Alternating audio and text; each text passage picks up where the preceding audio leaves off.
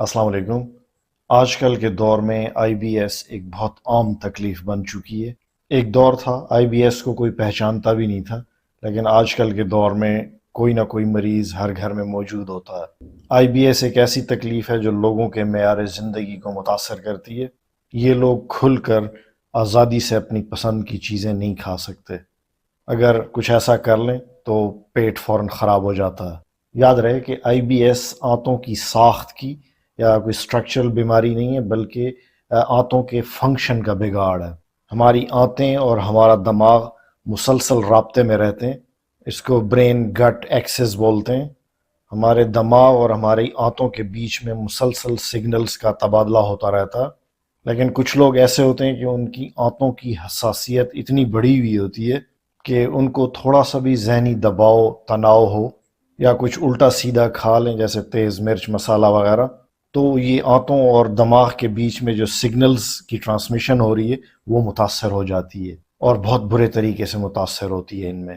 یعنی دماغ اور آنتوں کا جو آپس میں رابطہ ہے اس کی سینسیٹیوٹی یا حساسیت اتنی زیادہ ہے ان لوگوں میں کہ وہ فوراً اس سے متاثر ہوتے ہیں، ان کا پیٹ خراب ہو جاتا ہے۔ آپ کو ایک اور بات بھی پتہ ہونی چاہیے کہ ہمارا معدہ اور ہماری آنتیں مسلسل حرکت میں رہتے ہیں۔ یہ ان کے صحت مند ہونے کی نشانی ہے۔ معدے اور آنتوں کی حرکت مسلسل ہمارے اندر چل رہی ہوتی ہے، مگر ایک صحت مند آدمی اس چیز کو محسوس نہیں کر رہا ہوتا۔ مگر آئی بی ایس کے مریض میں ایسا نہیں ہوتا۔ ان کے اندر جو آنتوں کی حرکت چل رہی ہوتی ہے وہ یہ لوگ باقاعدہ محسوس کرتے ہیں، ایک درد کی شکل میں، کھچاؤ کی شکل میں، مروڑ کی شکل میں۔ اس لیے ان کو فوراً ٹوائلٹ بھاگنا پڑتا ہے۔ اکثر یہ تکلیف لوگوں میں اس قدر بڑھ جاتی ہے کہ ان کا بلڈ پریشر بھی اس سے متاثر ہونے لگتا ہے۔ بلڈ پریشر ہائی ہو جاتا ہے، اس کے لیے وہ بلڈ پریشر کی دوائی لیتے ہیں، لیکن اس سے بھی بلڈ پریشر کم نہیں ہو پاتا، کیونکہ اصل وجہ تو پیٹ کے اندر یا آنتوں کے اندر موجود ہے۔ تو ایسے لوگوں کو خوراک میں بہت احتیاط کرنی ہوتی ہے۔ اپنے پیٹ کو خالی رکھیں، آنتوں کو معدے کو آرام دیں، تو یہ سر درد جو ان کو اگر ہو رہا ہے اس وجہ سے، یا ان کا بلڈ پریشر جو بہت زیادہ اوپر چلا گیا وہ کم ہونے لگتا ہے پھر۔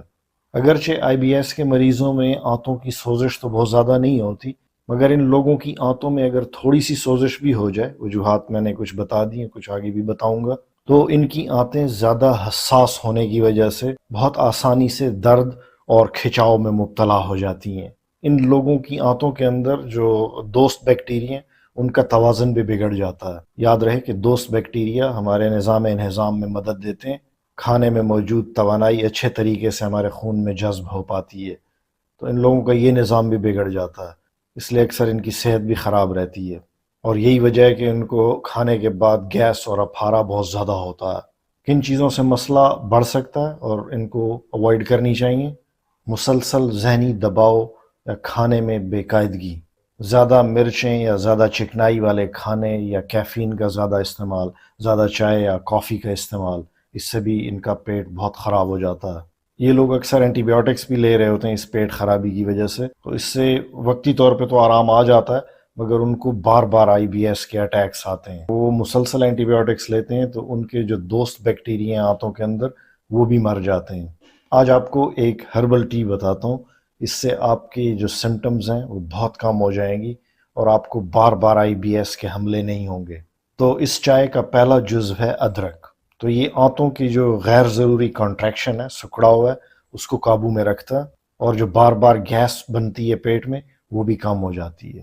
پودینہ، اس سے بلوٹنگ یا گیس بننے کا عمل کم ہو جاتا ہے، اور بار بار جو مروڑ اٹھتے ہیں وہ بھی کم ہو جاتے ہیں۔ سونف، یہ ہمارے پیٹ میں گیس کم کرنے اور ہاضمہ کی بہتری کے لیے بہترین چیز ہے۔ چائے بنانے کا طریقہ بتا دوں، آدھا چمچ کوٹی ہوئی سونف لیں، 2-3 چھوٹے ٹکڑے ادرک کے وہ باریک کاٹ لیں، یا اس کی جگہ آدھا چمچ خشک ادرک بھی استعمال کیا جا سکتا ہے۔ اس کے علاوہ آپ پودینے کے چند پتے بھی لیں۔ ان سب کو ایک برتن کے اندر گرم پانی میں 7 سے 10 منٹ تک رکھیں، اوپر ڈھکن رکھ دیں۔ تو 7 سے 10 منٹ کے بعد آپ اس کو چھان لیں اور آپ یہ چائے 1 کپ استعمال کریں۔ دن میں یہ چائے 1 یا 2 بار پی جا سکتی ہے، اس سے زیادہ نہیں۔ زیادہ گاڑھی چائے بنانے سے گریز کریں اور زیادہ تھک نہ ہو، وہ آپ کے پیٹ کو مزید خراب کر دے گی۔ آئی بی ایس میں مبتلا لوگوں کی آنتیں زیادہ گاڑھی چائے پسند نہیں کرتی۔ ایسے لوگوں کو میرا ایک اور مشورہ بھی رہتا ہے کہ آپ کسی فارمیسی پہ جا کے اپنے لیے پرو بایوٹکس بھی لے لیں۔ آج کل بہت سارے برانڈز اس کے اویلیبل ہیں، اور ڈیوٹی پہ موجود جو فارماسسٹ ہوتا ہے اس سے آپ بات کریں گے تو آپ کو بتا دیں گے.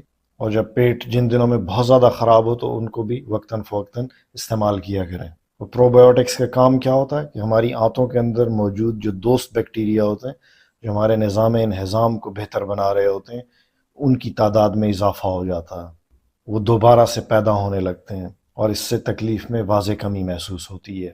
دیکھنے اور سننے کا بہت شکریہ. خدا حافظ.